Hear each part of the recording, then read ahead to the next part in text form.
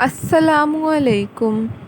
Nine brothers T V کی جانب آج بروز مئی 2021 صبح کی خبروں کے ساتھ میں فاطمہ اعجاز حاضر ہوں۔ سب سے پہلے ہیڈ لائنز۔ عرب اتحاد نے حوثیوں کا ڈرون حملہ ناکام بنا دیا۔ فلپائنی حکومت نے ورکرز کو سعودی عرب بھیجنے پر عارضی پابندی لگا دی۔ ترک صدر نے استنبول کے تاریخی اسکوائر میں نئی مسجد کا افتتاح کر دیا۔ بحرین کے مرکزی بینک کی قرضوں کی ادائیگی میں چھوٹ۔ کورونا کے بڑھتے کیسز، ملائیشیا میں لاک ڈاؤن۔ بھارتی کورونا کا پھیلاؤ، فرانس کا برطانویوں پر سختی کا فیصلہ۔ بھارت میں نئے کورونا کیسز میں کمی۔ کورونا ویکسین لگوائیں اور انعام پائیں۔ شام میں صدر بشار الاسد دوبارہ منتخب۔ بھارتی مسافر طیارے میں چمگادڑ کی موجودگی۔ اور اب چلتے ہیں تفصیلات کی جانب۔ عرب اتحاد نے حوثیوں کا ڈرون حملہ ناکام بنا دیا۔ سعودی عرب کی زیر قیادت عرب اتحاد نے جنوبی علاقے میں حوثیوں کا ڈرون حملہ ناکام بنا دیا۔ میڈیا رپورٹس کے مطابق عرب اتحاد کا کہنا ہے کہ حوثی ملیشیا عام شہریوں کو نشانہ بنانے کی منظم کوشش جاری رکھے ہوئے ہیں۔ گزشتہ جمعرات کو بھی حوثیوں نے جازان پر ڈرون سے حملے ناکام کوشش کی، جسے ہدف تک پہنچنے سے قبل ہی تباہ کر دیا گیا تھا۔ فلپائنی حکومت نے اپنے شہریوں کو ملازمت کے لیے سعودی عرب بھیجنے پر عارضی پابندی لگا دی۔ میڈیا رپورٹس کے مطابق فلپائنی حکومت نے یہ فیصلہ کورونا وائرس ٹیسٹ اور ہوٹل قرنطینہ کی رپورٹس کے بعد کیا ہے۔ یاد رہے کہ سعودی عرب فلپائنی ورکرز کا پسندیدہ ترین ملک ہے، جہاں 10 لاکھ سے زیادہ فلپائن کے شہری ملازمتیں کر رہے ہیں۔ ترک صدر رجب طیب ایردوان نے استنبول میں تاریخی تقسیم اسکوائر پر ایک نئی عالی شان مسجد کا افتتاح کر دیا۔ میڈیا رپورٹس کے مطابق مسجد کی تعمیر کا آغاز فروری 2017 میں ہوا تھا، جسے ایردوان اور ان کی پارٹی نے شروع کیا تھا، مگر یہ منصوبہ کئی دہائیوں تک عدالتی جنگ اور عوامی بحث و مباحثے کا محور رہا۔ مسجد تقسیم اور اس کا 30 فٹ بلند گنبد علامتی طور پر ترک جمہوریہ کی اس یادگار کے اوپر موجود ہے جس کی بنیاد مصطفیٰ کمال اتاترک نے رکھی تھی۔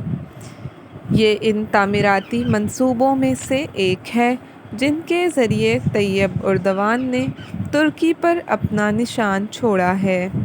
ان میں استنبول کے ایشیائی سائٹ پر واقع پہاڑی پر عالی شان مسجد بھی شامل ہے۔ یاد رہے کہ گزشتہ سال ترک صدر آیا صوفیہ کو بھی مسجد میں تبدیل کر دیا تھا، جو گزشتہ کئی سو سال سے مسجد اور میوزیم میں تبدیل ہونے سے قبل دنیا کا سب سے بڑا چرچ تھا۔ بحرین کے سینٹرل بینک نے بحرینی عوام اور کمپنیوں کو قرضوں کی قسطوں کی ادائیگی میں مزید 6 ماہ کی مہلت دے دی ہے۔ میڈیا رپورٹس کے مطابق سینٹرل بینک نے ملک کے تمام بینکوں اور فنڈنگ کمپنیوں کو ہدایت کی ہے کہ مزید 6 ماہ تک عام افراد اور کمپنیوں سے قرضوں کی قسطیں نہ وصول کی جائیں۔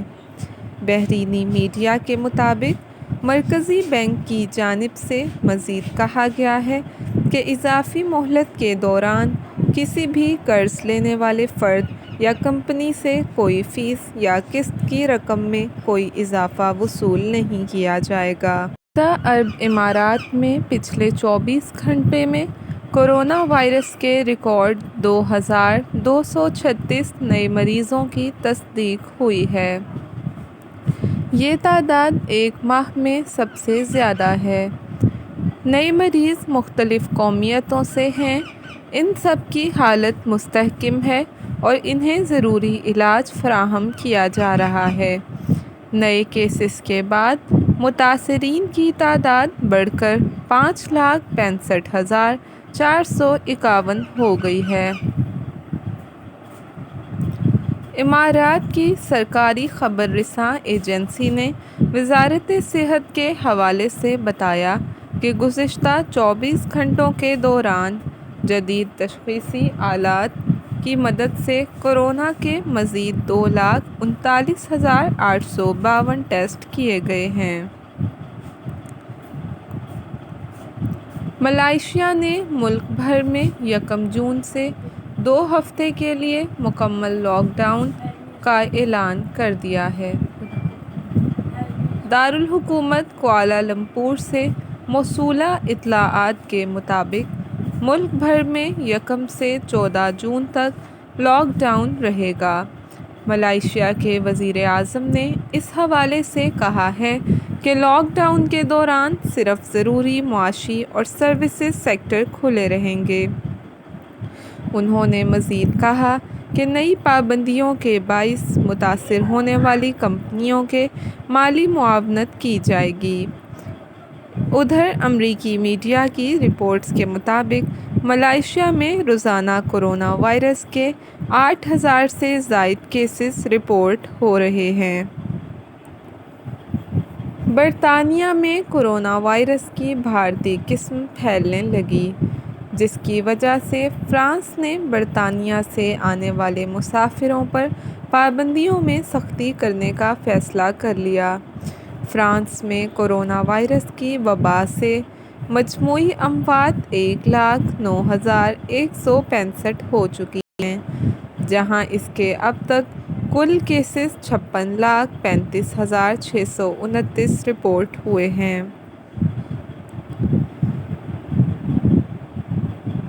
میکسیکو نے جانسن اینڈ جانسن کی کورونا وائرس کی ویکسین کے ہنگامی استعمال کی منظوری دے دی ہے۔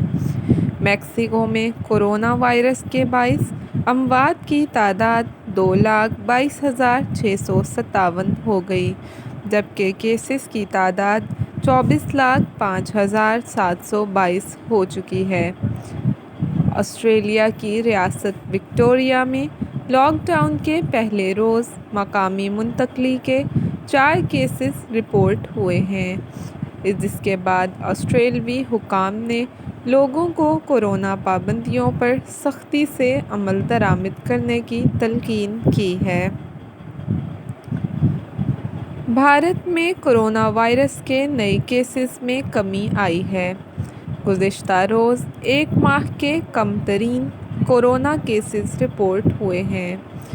غیر ملکی خبر ایجنسی کے مطابق بھارت میں گزشتہ 24 گھنٹوں کے دوران 1,86,000 کورونا کیسز جبکہ 3,660 اموات رپورٹ ہوئی ہیں۔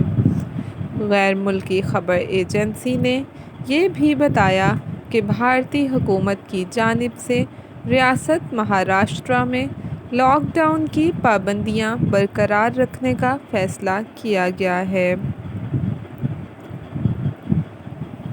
واضح رہے کہ 1 ارب سے زائد آبادی والا ملک بھارت کورونا وائرس کے مریضوں کی تعداد کے حوالے سے مرتب کی گئی فہرست میں دوسرے نمبر پر ہے۔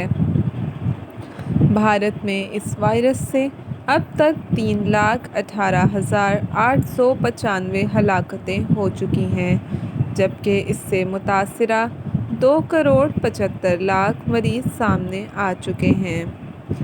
دوسری جانب دنیا کا کوئی خطہ کورونا وائرس کی موذی وبا سے محفوظ نہیں۔ اس کی تیسری لہر کے دوران مریضوں اور اموات میں مسلسل اضافہ جاری ہے۔ دنیا بھر میں کورونا وائرس سے متاثرہ افراد کی تعداد 16,96,52,000 تک جا پہنچی ہے، جبکہ اس موذی وائرس سے اموات 35,25,000 ہو گئیں۔ امریکی ریاست کیلیفورنیا کے حکام نے رہائشیوں کو ویکسینیشن کی جانب راغب کرنے کے لیے انعامات کا اعلان کر دیا ہے۔ کیلیفورنیا کے گورنر کا یہ اقدام ویکسینیشن بڑھانے کے عمل کا حصہ ہے، جس کے تحت 15 جون سے قبل کورونا ویکسین لگوانے والے 10 افراد میں سے ہر ایک کو $1.5 ملین دیے جائیں گے، جبکہ 30 افراد میں سے ہر ایک کو $50,000 انعام میں دیے جائیں گے۔ اس کے علاوہ پہلے 20 لاکھ افراد کو $50 کے گفٹ کارڈ دیے جائیں گے۔ کیلیفورنیا 15 جون سے کورونا پابندیاں ختم کرنے کا ارادہ رکھتی ہے۔ شام کے صدر بشار الاسد 95% ووٹوں کے ساتھ دوبارہ منتخب ہو گئے۔ شام کے دارالحکومت دمشق سمیت مختلف شہروں میں عوام کا جشن منایا گیا۔ شامی پارلیمنٹ کے سربراہ نے صدارتی انتخابات کے نتائج کا اعلان کرتے ہوئے کہا کہ اس مرتبہ ووٹنگ ٹرن آؤٹ 78% رہا اور صدر بشار الاسد نے 95% ووٹ حاصل کیے ہیں۔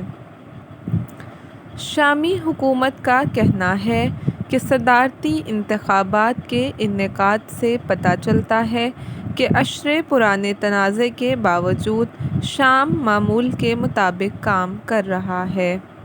صدر بشار الاسد چوتھی مرتبہ ملک کی صدارت سنبھالیں گے۔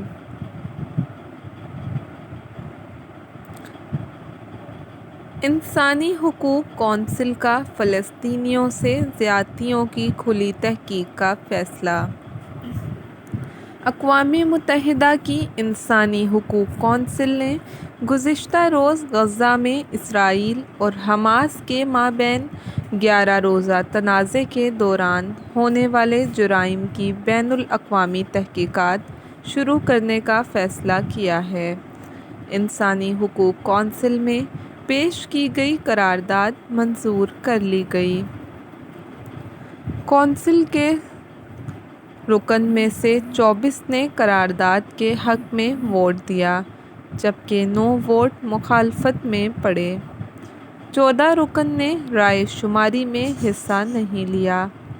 قرارداد OIC اور فلسطینی وفد کی طرف سے اقوام متحدہ میں لائی گئی۔ قرارداد کے تحت مشرق وسطیٰ میں اشروں سے جاری تنازع کی بنیادی وجوہات بھی سامنے لائی جائیں گی۔ واضح رہے کہ 11 روز جاری رہنے والے تنازع میں 248 فلسطینی شہید اور 12 اسرائیلی بھی مارے گئے تھے۔ بھارت کے مسافر طیارے میں چمگادڑ کی موجودگی کے باعث طیارے کو 30 منٹ کی پرواز کے بعد واپس دہلی ایئرپورٹ پر اتار لیا گیا۔